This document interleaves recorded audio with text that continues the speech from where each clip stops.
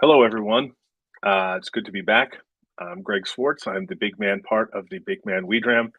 I do not have a We Dram today. I'm actually taking a month off of whiskey. On day 21 of that. But I hope you're not. I hope you have a dram in hand, and I know that my guest does as well. So, yeah, I have a lot I want to talk about with Holly today. So, I'm going to introduce her really quick and bring her in. My guest today is Holly Seidewand from a number of different places, her Whisky Love, but also First Fill Spirits. She has a podcast, which is the First Fill Spirit podcast.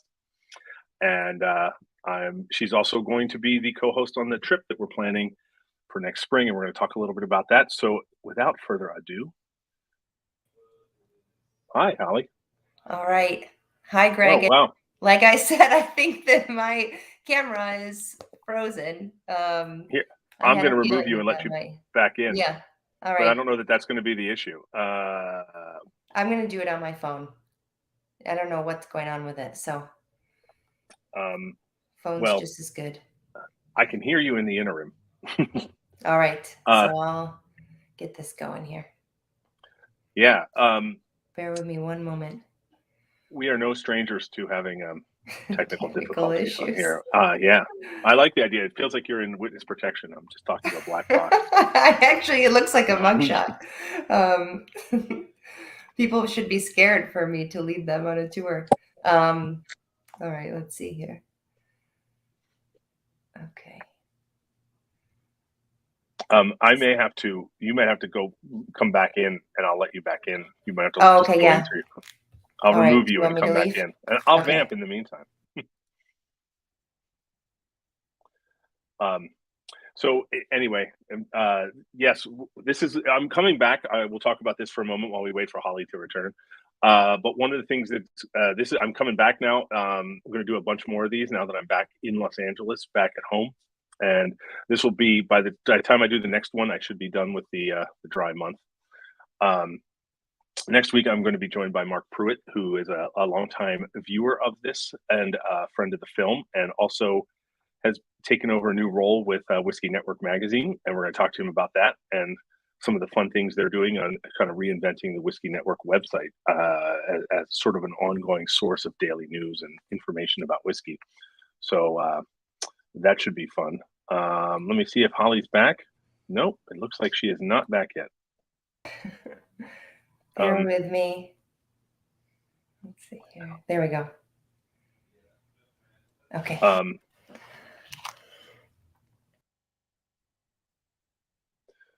Now she's going all together. So she'll be back in a moment. She's going to switch devices.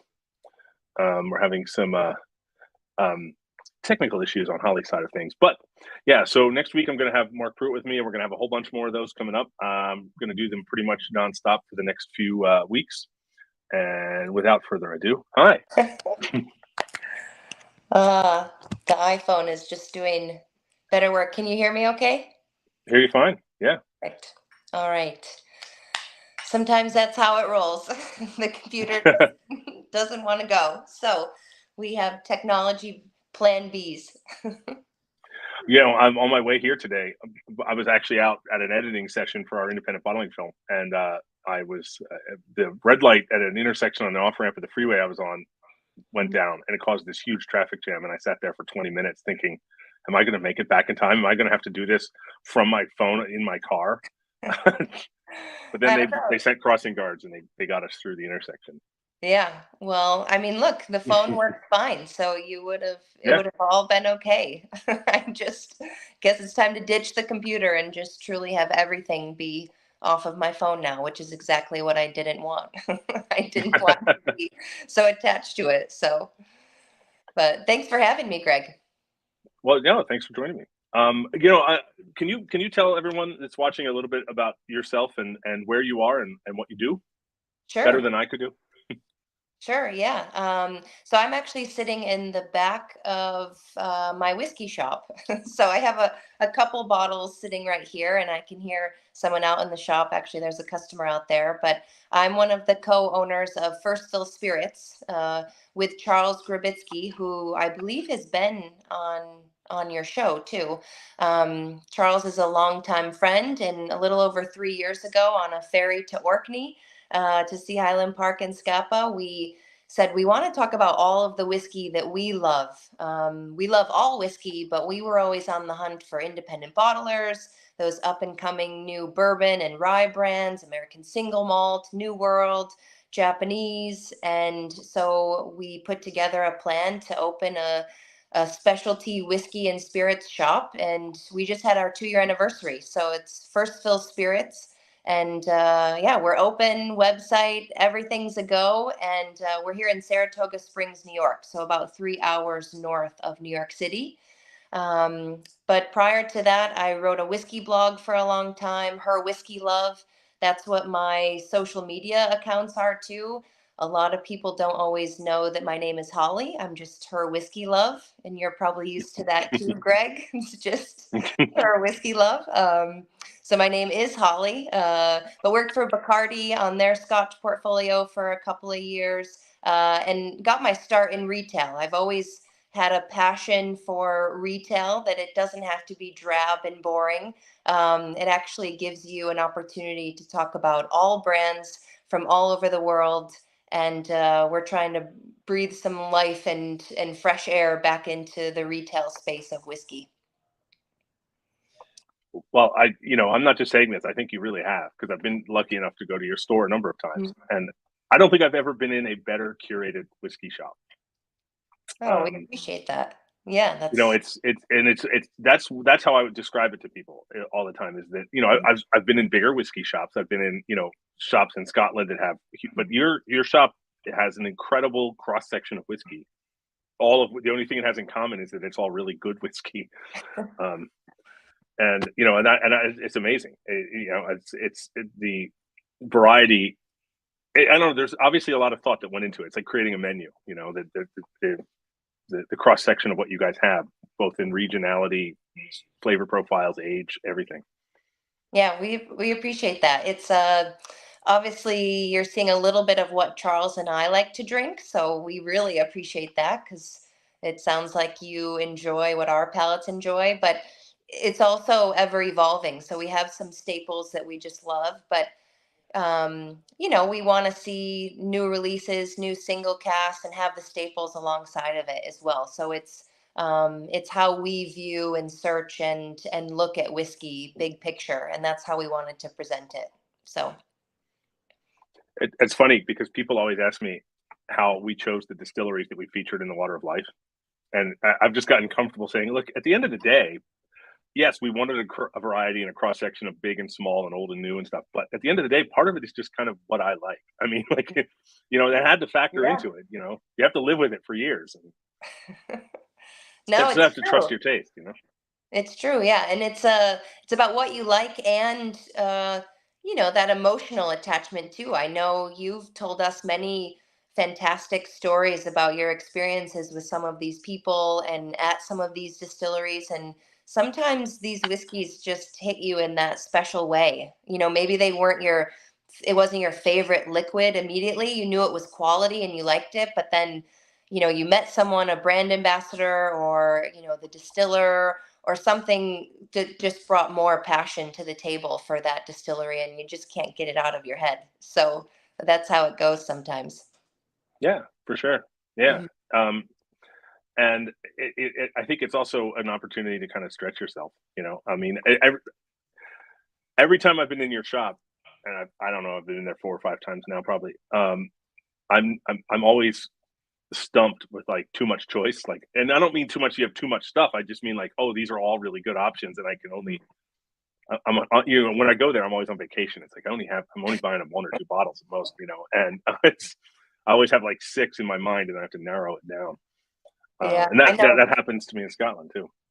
That can be fun, and also just very gut wrenching when you're not sure which bottle you want to choose. And we get that question all the time. People need help in making that final decision between a couple bottles, and they'll ask what our favorite is, and that is the most difficult question anyone could ask us, because if it's in there, we would want to buy it, and a lot of times we do buy it for ourselves, because that's we have to have some perks to having our own shop and working all of those hours. So it depends on our mood, but we would drink it all. But you know what's funny?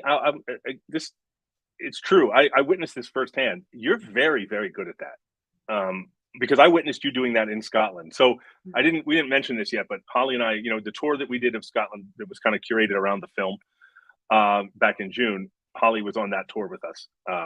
And every day some of the people on the tour would say to me, oh, we go to a whiskey bar. Here's a list. What should I buy? And I just joke in that situation. All I can do is tell you what I would buy, but you are, it's like, it's the same reason I could never be like an elementary school teacher. Not that I don't mean to belittle the question. I just mean like you have a patience with that. And it's sort of like the right questions to ask. And I'm more like, I don't know this, but I saw you have conversations with people about it. And it was really impressive. Like sort of it was more of a reciprocal kind of a conversation as opposed to, I don't know, I don't think I'm just good at making those kinds of suggestions. Oh, I saw you in action too. A lot of times when they were asking you, they really did want to know what Greg was going to buy. So you were on the right path for that. Well, what's funny is John from Rascal and Thorn, Dr. John Sconzo was with us, and he would say to me a couple times, tomorrow's your day, Greg. You're going to do this. It's your, this. But the thing is, my day is just me being me, which is me telling stories about the whiskey or where I am and how I got there. And I don't want to belittle it. I mean, but it is what I enjoy doing, so it doesn't ever feel like work. It's just me shooting the breeze. Yeah. Well, I think that I mean, I know nothing about filmmaking, and obviously we love watching you in action when it comes to that. But it's psychology, right? It's just a little bit of asking questions and trying to understand what they actually do want, because sometimes people don't know what they want or what they're trying to say. And if you just start to ask more questions, I think just humans in general like to talk about how they're feeling and what mood they're in. And so a lot of it's just understanding mood and maybe what they've bought in the past, and just kind of probing with some of those questions to really dig a little bit deeper of what they're actually after. And it usually unravels itself. They start saying things that they don't want, and you say, well, we have now come to a point where you only have two options because we just learned that there were actually a couple of things that you weren't in the mood for. So it's fun to people kind of get themselves to that point of what they actually want. Yeah, sure. Yeah. Mm-hmm. I mean, it's funny because one of the things that I remember saying is, I'm drinking an Aultmore, but don't drink that unless this is going to be the last thing you're drinking tonight, because it's gonna plow right over. You can't go from that to this like sort of sherry cast Balvenie single. You're just going to roll right over it. So it's, but mine's much more of a worldview, and I don't mean just from the peated whiskey. I just mean like what I'm in the mood for, kind of. Yeah. We've gotten a bunch of people making comments. A lot of people are just saying hello and everything, but Keith Duncan, who's a friend of the film, said that he thinks that Linda would dispute that I don't ever buy all 6 bottles. Well, I don't buy bottles at Holly's shop and stick Linda with them. In case anyone doesn't know, Linda Bickett is one of the co-producers of our film, and she has the misfortune of living near the Glasgow airport and has become the sort of semi-reluctant host of my overflow whiskey collection. I will say I've gotten the collection at her house down to about 6 bottles now, but I think it peaked at 14. So every time I go, I take a few back. So she hasn't complained about it in a while, so I don't know. We'd have to ask her. Maybe she's watching. Sometimes she does, but I think she might be working. So one of the things I know, we want to talk about today is going back to Scotland. Yeah, coming up quick. So yeah, we're in May, which both feels immediate and far away. We're going back, and we're going to do the first trip was built largely around Islay because a lot of the film was built around Islay, and the second trip is going to be built around the Speyside and Highlands. And we're going to go to a lot of the distilleries that were featured there. And I think this second trip is going to be a lot less we're not going to be on the move quite as much as frequently. I think we're basing out of one amazing country estate that we've rented, and we're sort of going to do day trips out to a lot of the distilleries there because there's so many. And I'm really looking forward to it. Yeah. Yeah. Greg, I had met you in the shop before our Isla trip in June, and obviously had watched the film and was a big fan. And I was so thrilled to get to spend more time with you at Isla. But it was such a, I think maybe because Isla was such a big part of the movie, and we had a lot of, I guess, cameos that popped up too, and it feels like it just flew by. I mean, we did get to spend a lot of time together, and we had great whiskeys with it. We had an amazing group too. But I think this Speyside one is, we're going to get down a little bit more technical, kind of, nitty gritty. And what I love about this particular itinerary that we're building is that a lot of people, I think, feel they know what Speyside is. Maybe that's because they started there, with some of the big brands. Most of the big brands, at least volume wise, are there. But and your movie did this too, even with some of the big brands, but showing another side, that maybe kind of the hidden side of this region, that people may have said, "Oh, I've already been there, tried that." Where Isla's so focused, Speyside is so broad. So I think there's a lot of hidden treasures to find, and we'll be able to really kind of get down and focus on some of these brands and some of their production techniques, which I'm thrilled about. I love Highland Speyside region, so. Yeah, me too. I mean, I like all whiskey. I just like good whiskey, and there's plenty of people have come for obvious reasons to kind of equate my tastes with Isla, and I certainly love Isla whiskey, and probably, I'd say it's half my collection at least, but that's only half, Yeah. and I mean, my first whiskeys were all Speyside whiskeys. My first single malt that I ever owned was a Glenlivet. Um, at the time, there wasn't a ton of other options, but I still have a bottle of Glenlivet. I never don't. First time I ever had a Glenlivet was at 1990, and I was not old enough to drink. And Jay Arisman from New Riff, when I went to New Riff in Kentucky last year, he had seen me mention that. That was my first ever single malt whiskey. It was a 12-year-old Glenlivet. He found a 12-year-old Glenlivet that was bottled in 1990, and he and I had a dram of it, and then we compared it to a dram of it today, and like a new release, and it was really fun. I was really quite moved by it, to be honest with you. Yeah, I imagine it was probably, was it quite different or was it comparable? It wasn't very different. It was a little different. It wasn't very different, and I mean, I'd say it had the mouthfeel was different. I'd say it had more mouthfeel back then. Okay. It wasn't just my memory of it. Yeah. But they were decidedly siblings. They weren't worlds apart. Yeah. And so one of the things that I'm looking forward to also is, we're going to do, when we go there, we're going to go, as everyone, a lot of people know, I'm working on a film about independent bottling, a companion film. And when we go on this trip, we're gonna spend some time at Gordon and MacPhail, which is going to be one of the independent bottlers that's featured in the film. There you go. And I'm from them. I'm a big fan of Gordon and MacPhail, and we got to spend some time filming there. I mean, the whole place is like a living museum of whiskey.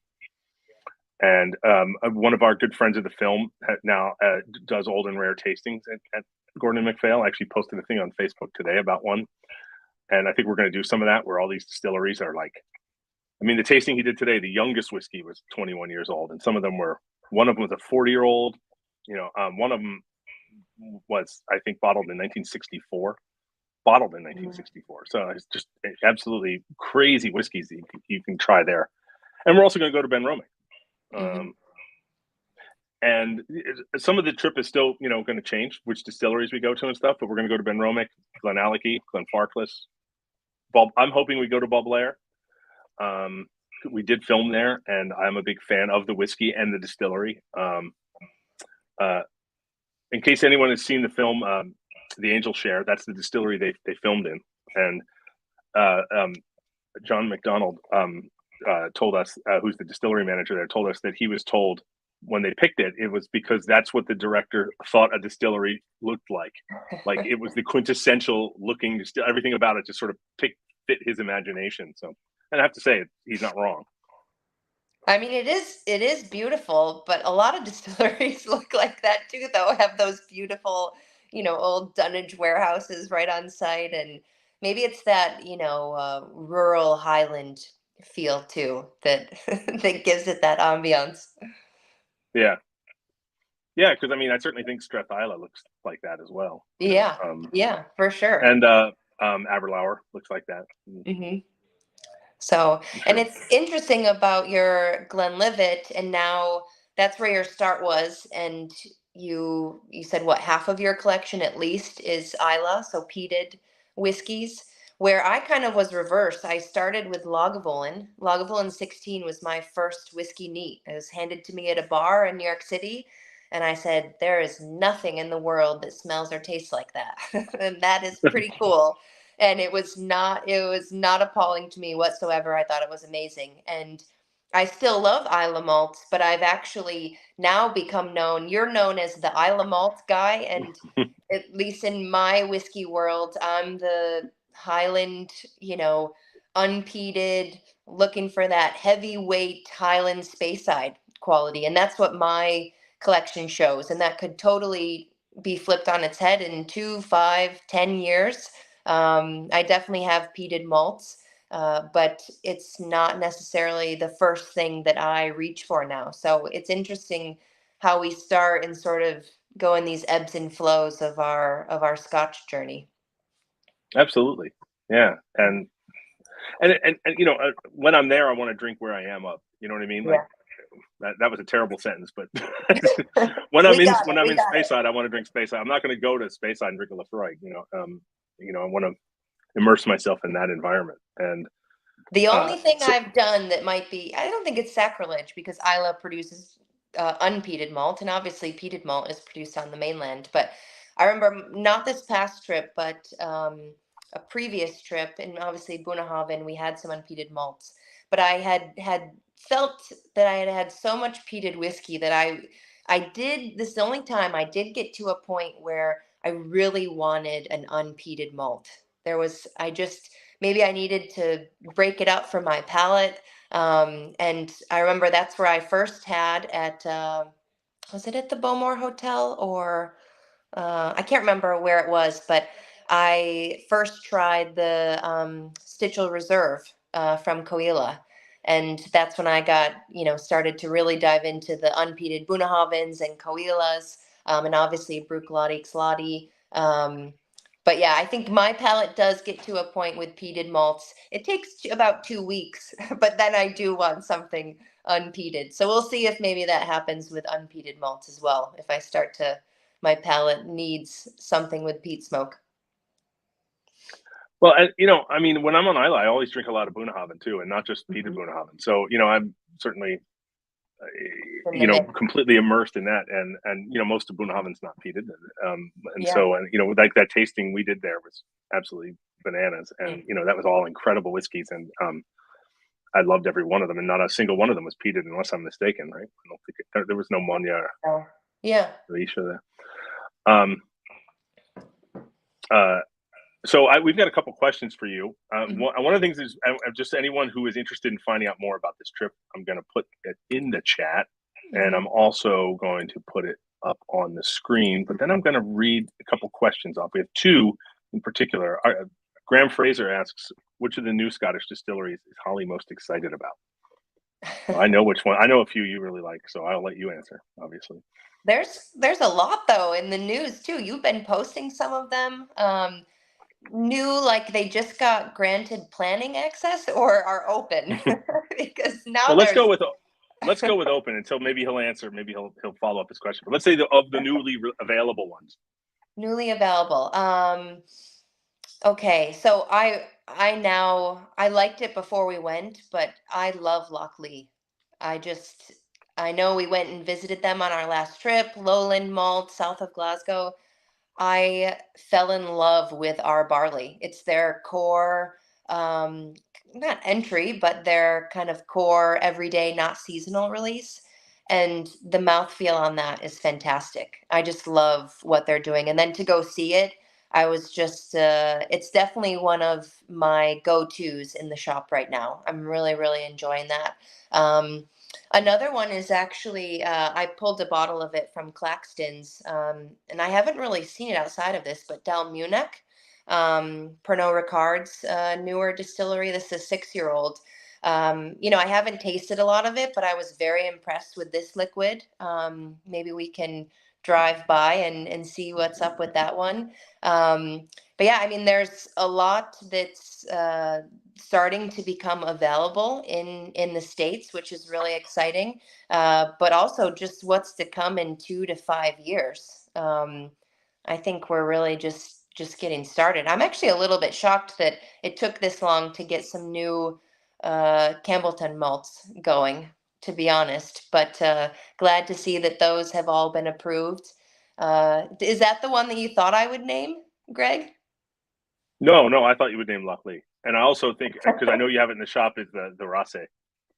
And Oh, the also rock like is oh great. gosh, and Ardnamurchan as well. Ardnamurchan. Um, Oh yeah. Okay, those are included as well. Let's add those I to the mean list. it's I mean and he did follow up. He said since 2005, open since so yeah. Oh, So now I have to remember dates. Okay, so that gives so, us some yeah. some runway Well, for. well, that all of those, right? It's. I mean, Dalriada just got their planning approval yesterday, or announced it yesterday, anyway.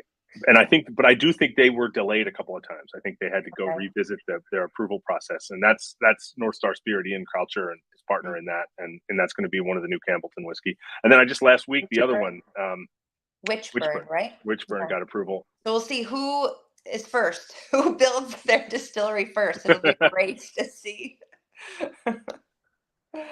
um, and yeah, here Mark Pruitt follow up kind of a question is Speyside continuing to grow? Is there a distillery to watch? Always love a dark horse. Are there new distilleries in Speyside? Well, there is, I don't know if I kind of sometimes the new ones, if it's on the Highland border or Speyside border, but Gordon and MacPhail's new distillery, the Cairn Distillery. Yeah. I'm really excited. I'm hoping to see, I'm going to be in the Speyside region in October. It's not in our schedule for that trip, but I am hoping to pop in and see that because anything that they touch usually is pretty impressive. It'll probably just be new make spirit, but it looks like a really beautiful distillery. So, I mean, that's definitely just the people behind it. I'm pretty excited to see what comes of that.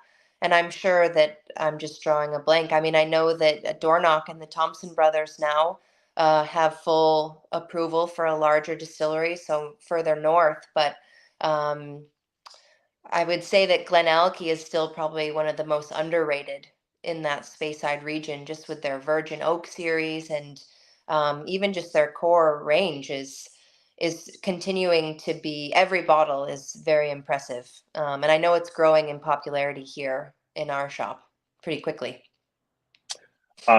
I remember when we filmed there, I came back and told a liquor store here in LA that I buy whiskey from a lot that they should carry this. Hmm. And they said, "Really?" They approached us. We don't know. And I literally told the guy, I will put my name on the line. Not that that means anything. The film, I had no name at the time, but I was a regular customer, and I said, "I will put my name on the line. Trust me, carry this whiskey." Hmm. And now I just looked on their website yesterday. They not only do they have it, they're all sold out all the time. They can't even keep it in stock. Um, and it's I think it's definitely and I think it's still just getting better. Have they did do finally they've done a release now, right? Of their new make that was made under Billy Walker's ownership, right? Because all the other stuff was re-racked. Um, Yes, I believe so. I think they did, like at least a Yeah, small batch of something. yeah, Yeah, and Graham Fraser said, yeah, Ballandolic just released its first whiskey. I was actually going to mention yeah, Ballandolic, and I believe they're also reopening. Is Dallas Dew reopening? I think that's the one. yeah. Um, Yeah, so Ballindollig, I would love to. I went there when there was nothing ready, but they had some amazing family casks of Cragganmore. So I have very good memories of Cragganmore at the Ballindollig distillery. Um, yeah, I wonder, I'm not sure. if that how widely available their stuff will be anytime soon. Just being how small they are, but yeah, that's another one that's you do pass quite often as you're driving through that region too. So it's one that's worth popping into. You can't really miss it. Yeah, when we filmed, w- w- the crew was based half of the time on Isla. We were all based in a house on Isla, and then half the time in the Speyside area. And we actually stayed in a house that was sort of up on the hill behind Glenlivet. And on our constantly we would drive by Ballindock, depending on where we were going over those 10. And but they were closed at the time. I mean, they were closed to the public. They were distilling, but they were closed to the public. Yeah. So we didn't film there, but we passed it every day. Yeah, it's on that route.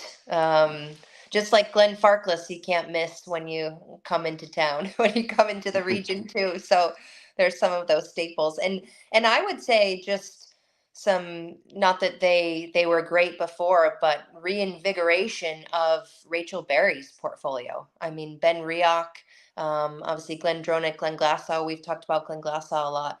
Um, I mean, that's just going to continue to grow, and I'm really excited for Ben. Glenglassaugh has always been my favorite of the three, but Ben Rioch has always had amazing mix of releases with peated and different types of casks and unpeated, and so I'm excited to see what she creates with them too, because they really are in kind of the bread and butter of that region as well. Yeah. And they do get left out a lot, Ben Rioch. So. Well, it's funny because I almost feel like they kind of get left out a lot because of such an incredible variety of choice. Like Yeah. there's so many different, they're like Loch Lomond, kind of like where there's so many different versions and different experimentations, and you know what I mean. It's almost becomes confusing. Not confusing. They do a good job of differentiating them, but it almost just becomes you forget them. Yeah. I never do. I mean, I have a bottle at all times. Some of their single casts, I mean, their releases are awesome. Still doing some of their own floor malting. I guess it's tough though when you're the sister to the Sherry Bomb Glendronach. It's hard Mhm. to when something is so focused. Yeah. It's probably a little hard to stand out and figure out what is Ben Rioch to everyone. So I think just with the relaunch of Glenglassaugh, and I think that her touch is going to bring some really new great things to Ben Rioch. Um, Well, I'll tell you the one thing that I'm excited about, you mentioned already, is Glenglassaugh for a couple of reasons. One is on this trip, I think we're going to go get to visit there. And I have not been lucky enough to be there. There's a shot of it in the movie. I wasn't part of the team. We split up and the team went different directions to go get shots of stuff that we were just shooting next. When we interviewed Rachel Berry for the film, she wasn't at one of her distilleries. She was actually in Edinburgh at the time. So we interviewed her in a bar in a hotel. So we had to send out like small units to go get shots of the distilleries, and I didn't get to go to Glenglassaugh because it was just too far away. And I think we're going to get to do a really special experience at Glenglassaugh when we go, and I'm really looking forward to it. And one of the things that she said to us, which I thought was fascinating, it's actually not in the film. There's plenty of things that a lot of people said to us that I thought were really interesting, but they just, they didn't fit. They weren't, we had to be very, very tight. Well, she said one of the problems that Glenglassaugh had throughout its history, it was kind of mothballed and reopened and sold a number of times. What she said, the spirit from it is so unique that no blenders ever wanted any part of it because they couldn't replace it. If it became unavailable, you couldn't just, if you don't have enough of this, use this. If you don't have enough of that, use this. It wouldn't work. It was just such a unique spirit. But she viewed that as an opportunity now that they were going to basically build themselves around single malts and not around blends. Mm-hmm. And the ones I've had, and I've had a bunch, are phenomenal, but they are very unique. And I always like that kind of story. Like they were sort of, now they're benefiting from the thing that used to actually hurt them. Yeah. Yeah. That's why you should be nice to everyone, right? Because you just don't know. And it's just the right thing to do. Never diss a whiskey because you don't know what's going to come of it. And this is their old bottlings. This is going to be vintage. This is vintage already because they just released their new packaging. But they were always the most underrated liquid that you could find. Their Torfa, their peated, this evolution, and then their revival. But I love ex-bourbon matured. There's always been a great mouthfeel on Glenglassaugh. It's got this really kind of overripe fruit quality to it, and bottled at 50%, no frills. I mean, this was always my go-to for a non-age statement that just hits every time. And I remember I did get to go to the distillery. I was telling you, Greg. I think it was in 2017, but it's kind of tucked away right on the coast. Went to lunch in Port Soy afterwards. There's all these cute little coastal, I mean, like Scotland everywhere, but fishing villages. And I was the only one on my tour. No one else was going to visit. And I had come right from Glendronach. And you could see even just in the architecture, the mothballing history and the closure history, because there were little sections of the building that you could see were revamped in a certain era. You know, there's these waves on part of the roof that are so 1970s. It's like total revamp of blended Scotch era Mad Men. You know, and you see all these kind of waves of history just in the architecture and in the building structure. And I loved that because you could see that it had been through a lot, and no one had really polished it or shined it up much. It was kind of just, it worked when they opened it, and then it was done. So hopefully we do get to go back. I'm sure they've revamped it quite a bit. That will be an awesome point. It's also one of those distilleries. There's many on Isla too, but you open that still house window and you're looking out to sea. So it's also got one of those stunning views as well. We did an interview that's, again, not in the film, but we did an interview with Cameron Johnston, who is the buyer for Alexander Murray, independent bottler who's US based, and he's their guy in Scotland. And we interviewed him, and he talked about the day he fell in love with whiskey was at Glenglassaugh. Mm-hmm. He said, I loved it. I liked whiskey, but I didn't love it. And he said he toured there, and he said he looked out that window, Yeah. and he was like, this is an amazing moment. And then he said, literally, as he was thinking that, a whole bunch of dolphins jumped out of the sea. And he was just like, oh, come on. Like, this is a setup. Like, there's someone at a control booth that was like, cue the dolphins. Cue the dolphins. For me, it was because you can walk on the beach right behind it. And for me, it was probably, I looked out that window and there were all these border collies running around on the beach with their owner. So it wasn't dolphins for me, it was dogs. They were probably running on the beach. Holly loves dogs, by the way. I can attest to that. Holly loves dogs and worm tubs. Yeah, dogs and worm tubs. Yeah, but separate. I like to keep them separate. So, yeah, we'll probably see some worm tubs, I would think, on our trip too. Yeah, I would hope so. Yeah, we'll get that in the mix. Keith Duncan said that the architecture is described as early penitentiary. I've actually kind of heard that about Bunnahabhain, sort of more like a Victorian penitentiary. You know, that the sort of that courtyard with that sort of rather dour entranceway, where you were allowed to go out and play for an hour and have some fresh air. Yeah, I mean, Glenglassaugh is hard to explain. It's not like it's amazing, beautiful architecture. I mean, it's a very beautiful spot, but it's more of functional architecture, which I guess a prison would be built in that way too. It was built to be functional. You know, you can tell that it was built to kind of do its thing in this rural, remote northeastern part of the country. And a lot of the distilleries up there, you know, tourism as it was picking up, no one was going up there either. I mean, Macduff you can't go to, you know, all of those distilleries kind of in that northeast corner. Still, it's just a little off the beaten path. So yeah, penitentiary is a little tough, but I could see that. Well, you know, it's funny. Alan Logan at Brackla told us that they benefited from their neglect. You know, he said if anybody, until the current, you know, iteration of Brackla, if anyone had ever cared about them over the decades, they would have modernized bit by bit by bit. But nobody ever cared about them, so they never got updated. Now they've become, you know, now they're precious and very protective of this sort of, you know. Again, I like when the things that used to be the hindrance becomes the strength. Mm-hmm.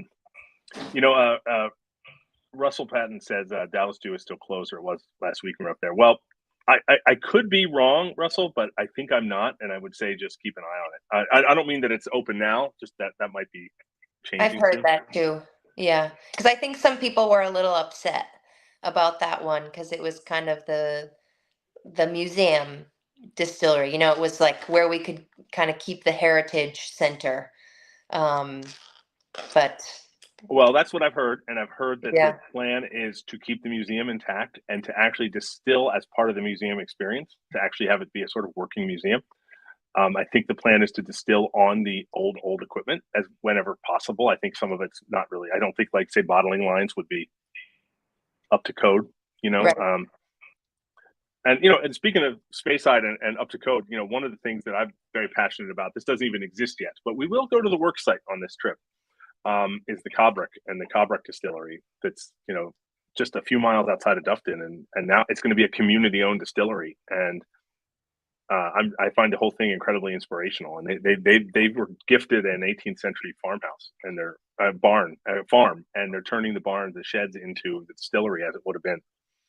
But they've actually, I just, because I've gotten to know them very well, because I'm exploring them, I'm hoping to make a film about the whole experience. And as much as they're trying to keep the 18th century barn intact for the distillery, they kind of had to go put a lot of modern reinforcements in it, because I don't think you could put modern distilling equipment on.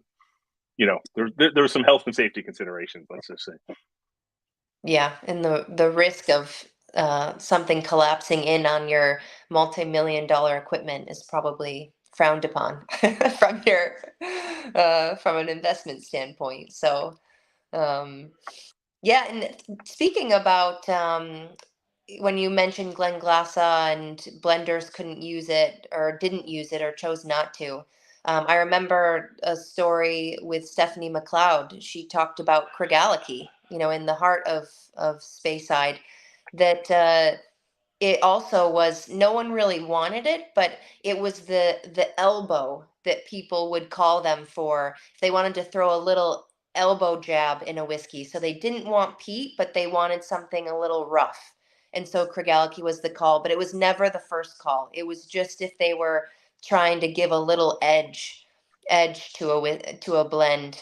And I liked that. She was like, we were never the first call. We were just when they didn't want more peat, but they needed to rough it up a little bit, which I liked. They all have their little spot in the queue of when they get the call for the big boys.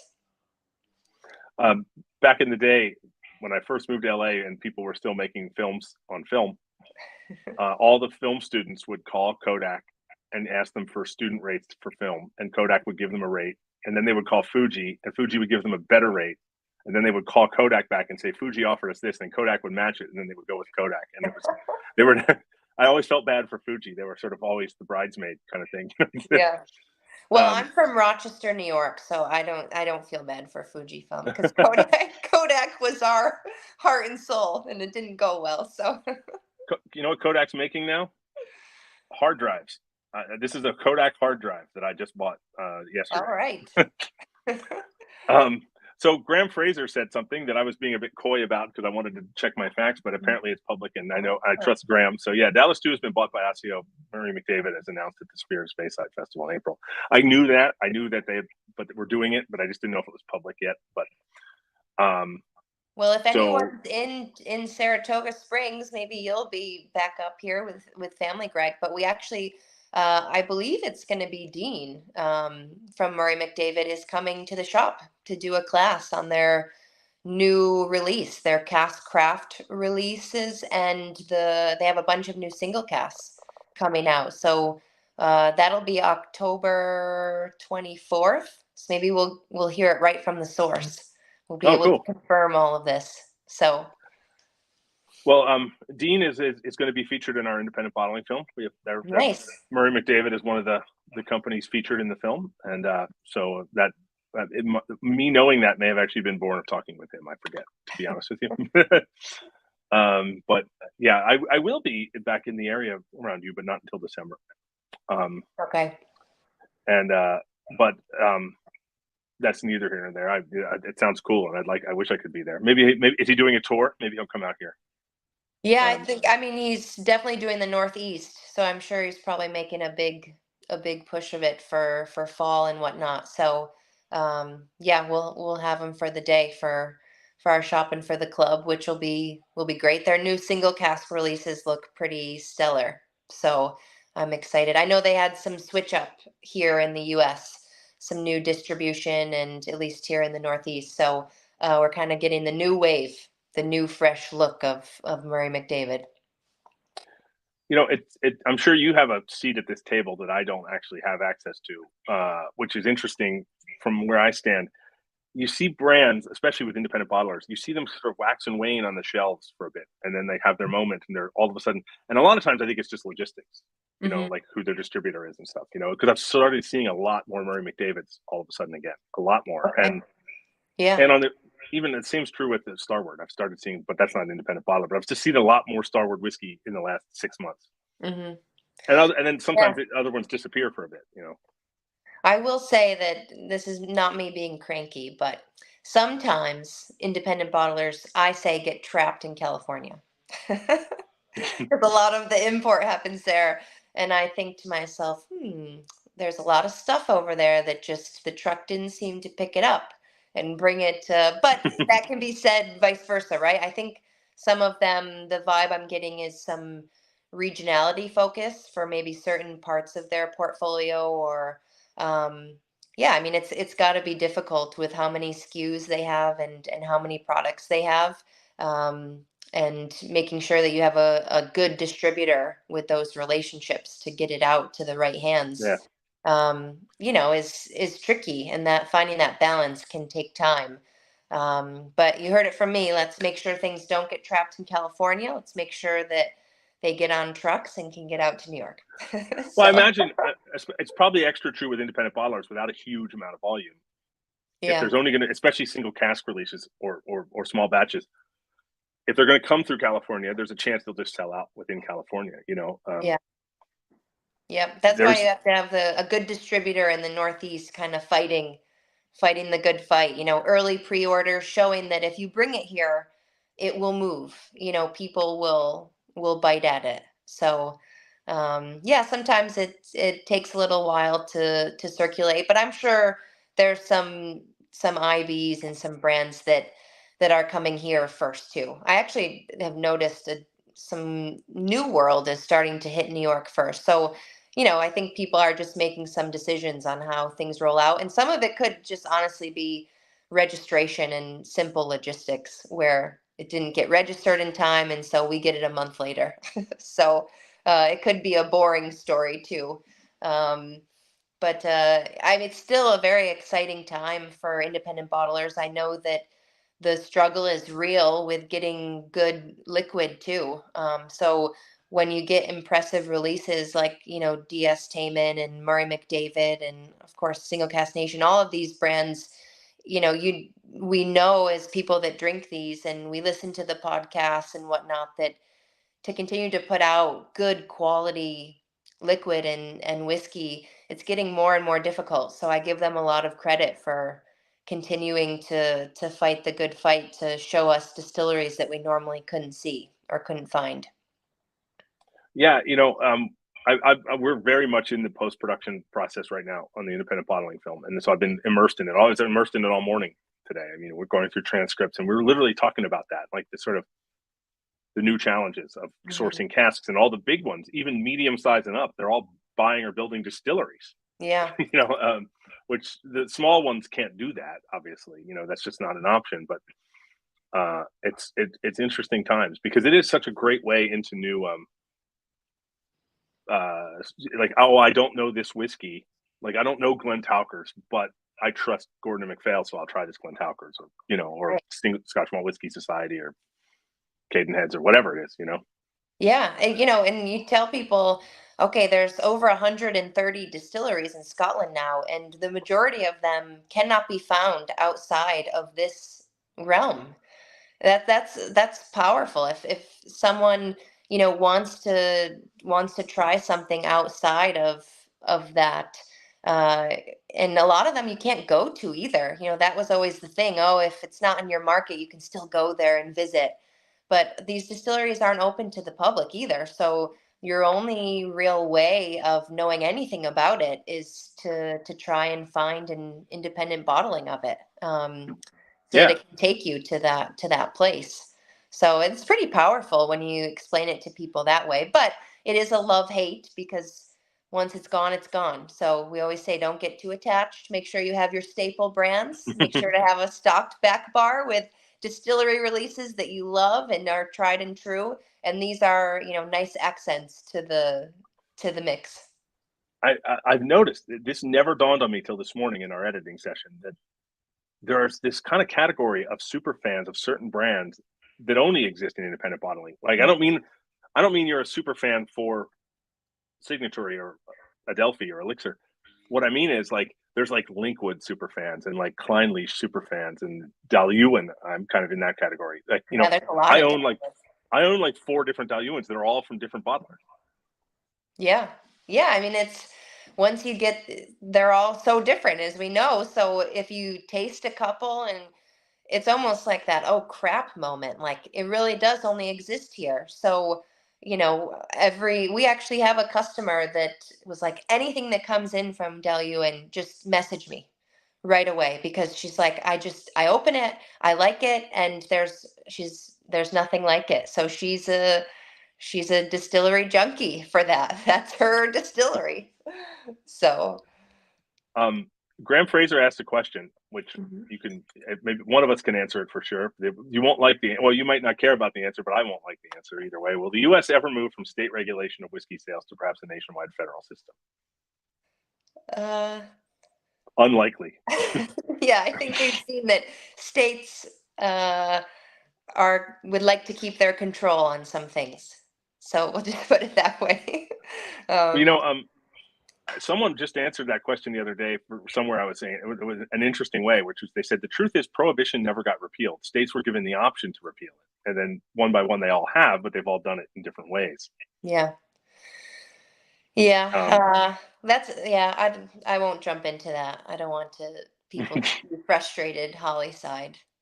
So we'll keep it happy about the May trip and all of the amazing well, things that we're going to do. I don't know if he's still here watching, but I know Griffin was watching. He said hello early on in this chat.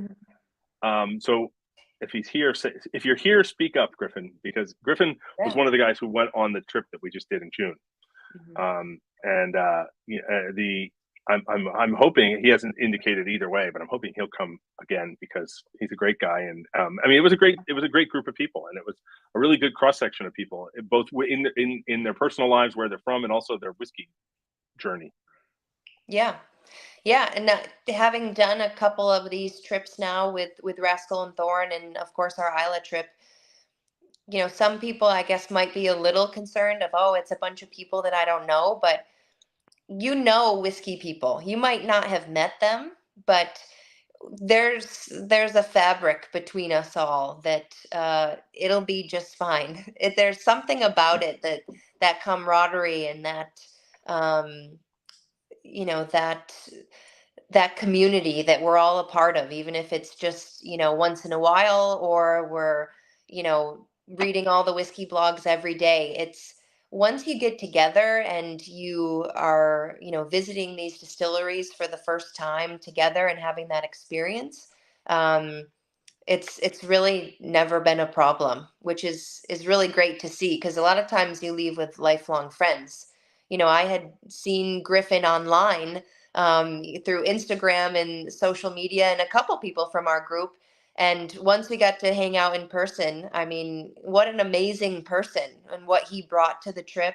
I know he's a big festival goer too, so bringing all of that phage, knowledge into our trip. And I think, correct me if I'm wrong, Greg, but we're going to be, people might or can have the option, if they want, to do this Spirit of Speyside Festival before this trip, right? Yes. Um, Charles picked dates where our trip starts on the last day of Spirit of Speyside, I believe, May 4th. And the idea would be if people wanted to go ahead of time and do the Spirit of Speyside, some of their events, and then join us there, it would be easy to do. And if someone wants to stay extra long mhm. after we're done, is the Campbellton malts.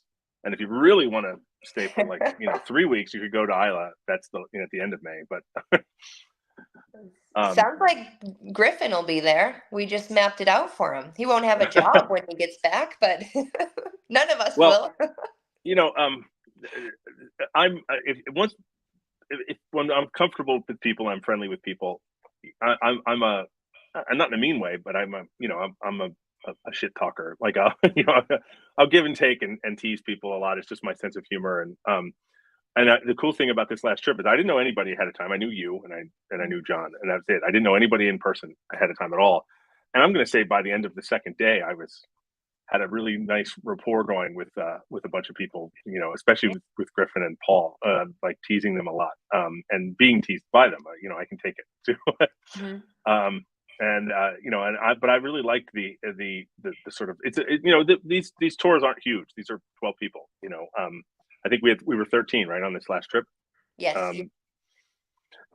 So we're not talking about like a busload of people. We're talking about a small group of people, here, Graham Fraser said there's a 3-day Spirit of Speyside school just before the festival. I did not know that.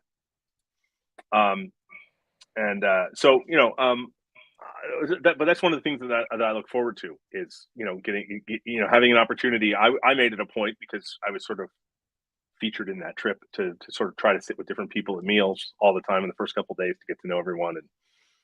And it didn't take long at all. And it was just kind of fun. And, my favorite I have a great photo of when we all went down to the beach on Isla, and the midges were everywhere. And it was just, I shot a video I was out in Lockendall shooting back at the shore, and it's just all these people sort of, you can't hear them. You just sort of see this. Looks like we're slapping each other. It looks like you could set it to music. It looks like a really sort of avant-garde dance. Some sort of robot, very fast. Yeah, like a really, really poorly done robot. Yeah. Oh, it was worth every minute. To be honest, I'm hoping we get cooler weather for our next trip. I came back with a pretty intense sunburn from Isla, which I was not expecting and did not want. But we'll see how the weather holds out. But that's an amazing time to go to the Highlands. They're just coming into their summer and still light jacket. We'll still obviously probably get some rain, but it's a great time to be up there.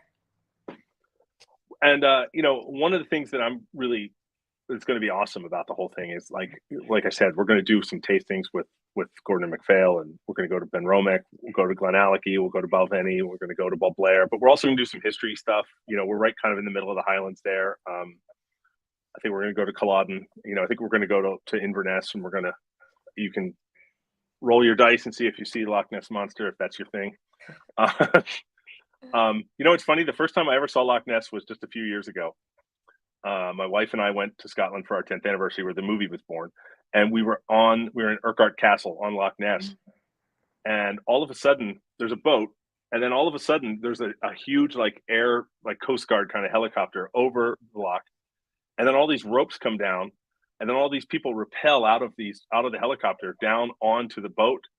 I was like, what the hell is going on? And we thought it was like a rescue, but it turned out it was a training exercise for, that was literally a practice rescue. But I didn't see any monsters, but that was pretty interesting in its own right. Yeah, I mean, maybe we'll even get a chance. I know it's a little off the beaten path, but I love that little pub, the Doors Inn, right there at the top of Loch Ness, and right next to the little pub, it's a nice beach you can walk, but I think he calls himself the Nessie Hunter. So, it's definitely has some cute little vibes to it. And I remember I camped next to the Nessie Hunter pop-up shop one night it's like, I guess you got to spend the night and see if she comes out in the middle of the night. Maybe that's what she's waiting for, but I have not found her either, but I'll be on one of those Jacobite cruises in October, so I'll go hunting again. We'll see what we can find. I think they just did the biggest hunt ever, right? It was like 50 million pounds or something. Like it was hundreds of people. Some guy paid for it. It was just last week. I saw it. I follow a lot of Scottish media. Maybe one of the Scots that's watching here knows what I'm talking about, but it was just I'm sure one of there's the hidden creatures in every loch in Scotland. That's what that's what I think. So because we're staying in one place this time, one of the cool things about this place is it has like a really really large kitchen, and so the idea is to do some food related stuff, and we're going to do some chef led meals. But rather than go to them, they're going to come to us, and we're going to do some stuff that way, which would be really cool. Because actually, we stayed at Glenlivet House when we shot the film, and that house has an insane kitchen that is huge, and some of our crew would make meals, and we'd bring whiskey home every day after the shoot, and we all stayed together and had these incredible meals, and I'm really looking forward to doing that as well. Yeah, that'll be awesome. I like that uh the house, everyone has their own private, little area, but we can come together and do family style meals, and I'm sure we'll be busy all day, so sometimes it's nice to come back and enjoy some of the whiskey that you got samples of throughout the day, or, bought bottles of. I'm sure a lot of us will be leaving with many, many bottles like we did on Isla. And we'll crack some of those open too, especially with, again, a festival right beforehand. You can sometimes get some of the leftover special releases from the festival bottlings. So it'll be nice to have kind of a community home base that's not just a hotel of sorts. It's where we can all gather and continue to hang out. Graham, we will absolutely Yeah. have a meal at the Highlander Inn. I've been there before, and we will absolutely. We're not going to eat. I'm only talking about a couple of dinners over the course of the trip. That we won't be every meal at the house. We'll eat out a bunch, and there's some great restaurants in Dufton. There's some great restaurants in. I had an amazing meal in Inverness at Rockpool. There's one down by Glenlivet that I wanted to ask you about, Greg. And I'm drawing a blank on it. I'm not going to be able to go the trip I'm doing in October because they're only open Thursday, Friday, Saturday. But it's a Thai Scottish infusion restaurant down by Glenlivet. Oh yeah. What's it Russell called? just told me about it. Russell just told. I haven't been, but Russell just told me It's about a it. And Scottish name, but I really want to go there. The reviews were amazing. and they're doing something with spirits too. I think they're Okay, making some kind of Thai style cocktails with nice. whiskey.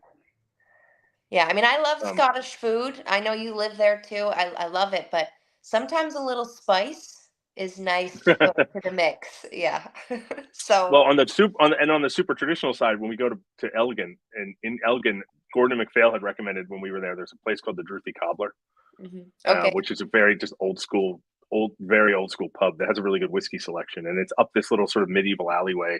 And now they've added a little sort of automated canopy that covers the alley when it's raining, so you can still sit outside. Hmm. And I go there every time I'm there. Nice. And they have an amazing selection of Ben Romick and Gordon and MacPhail whiskeys in there too. Yeah. No, that's Elgin's actually a place that city, village, larger town that I haven't explored a ton. I spent a little time there, obviously Glen Murray, which was great, but I always kind of placed myself in the southern part of Speyside or in Inverness. So, hopefully we will spend some more time there with Gordon and MacPhail. Inverness is definitely one of my favorite places. So, Well, I will say I don't know that we're going to get to do this on the trip, but we could try to do it if people really wanted to. But there's a curling sheet in Elgin, and Gordon and MacPhail is one of the sponsors of it. And because Stephen Rankin from Gordon and MacPhail was a world class curler, was like a European champion, and his wife won the gold medal for the first time curling was in the Olympics in Salt Lake City. And they nice. took us on our day off shooting. They took us curling, and Okay. it was embarrassing, and our sound mixer got hurt. Oh, geez. All right, that might not be allowed on the trip. I'm sure Charles might He need didn't to. get hurt badly. I think his self esteem got hurt more than anything. I think he Yeah, split his well, pants. that happens with sport, right? That's what Yeah. happens. There is footage of it too, but I won't share that because a lot of people were falling. There was more than one pair of trousers split while people. It was, but it was fun. This has raced past. We usually try to keep it under an hour, and we're now at an hour four. But I Yeah. just like talking to you. But wait, I have one more thing before we go. I have to ask you a question. I promised people I was going to ask you. Can you tell us a little bit about your love of worm tubs and why? Because I posted that photo. People asked. Yeah, I mean, if you get a chance to hug one, you should. They're hard to get a hold of, but you can do your best. Just big bear hug. Um, I didn't really know much about them in the beginning of my whiskey journey, but I started to kind of lean in that direction. I mean, I think a lot of us are out there looking for mouthfeel.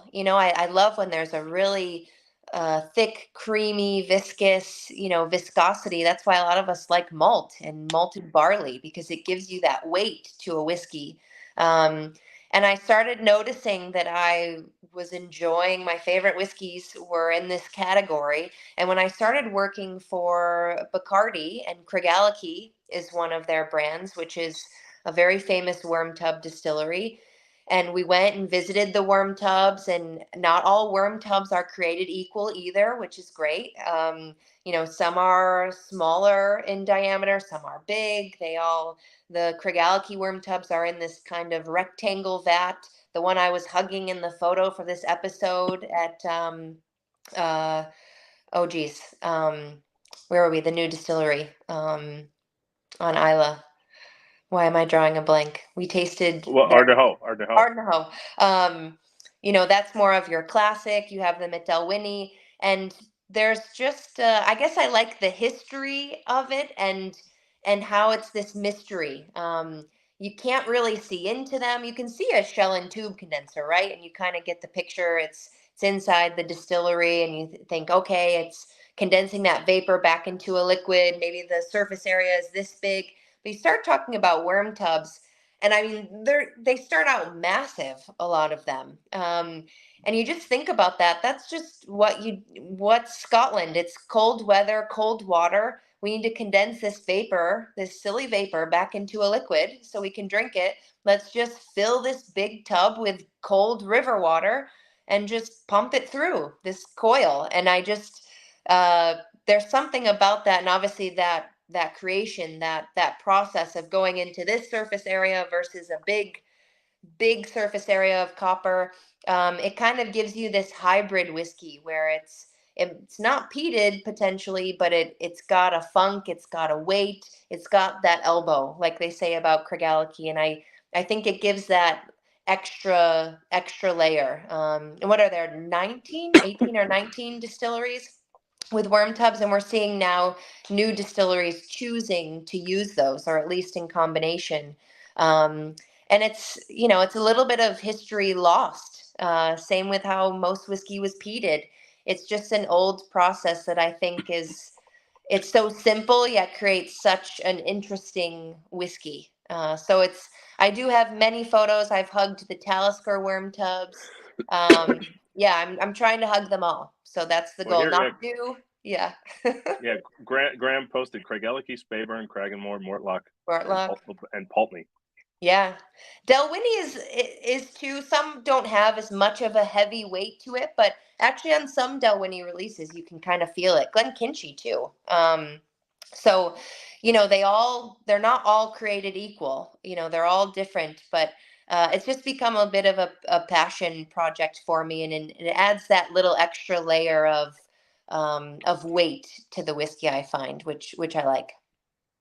Well, I have to tell you, I've not hugged a worm tub. I will make it a point to the next time I get a chance. But I will say I did get to do something that I'll bet you very few people in the world have ever gotten to do, which is when we were filming, Ardnahoe's worm tubs weren't full of water yet. Not on this trip, they Nice. obviously are, but when we were there, we lowered our drone down into the worm tub and then like Nice. went up out of it into our, so we shot a drone shot inside a worm tub, which they told us we could do it, but if it broke the Breaks your drone, we had drone. to, if it Yeah. broke the drone, we had to figure out how to get the drone out.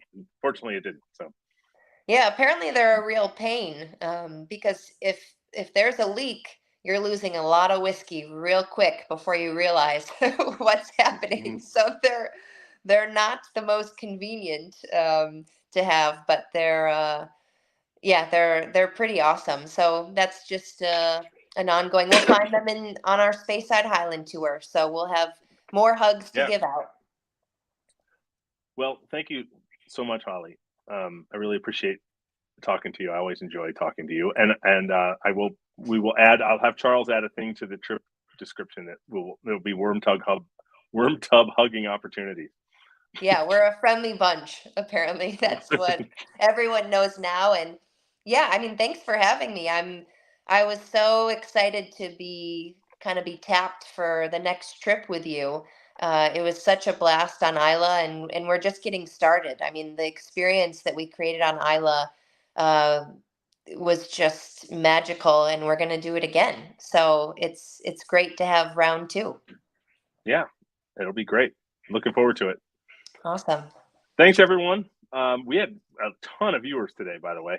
There's still tons of people, but there were loads and loads of people coming in and out throughout the whole thing. And I really appreciate your time on a Friday. I know back east it's happy hour now. Hmm. I'm Yeah, going to I've go eat still lunch. got a couple things. I'll have an extra little whiskey for you, Greg. So, Thanks. Thanks so much. I'll talk to you soon. Goodbye, all everybody. right. Bye. Thanks.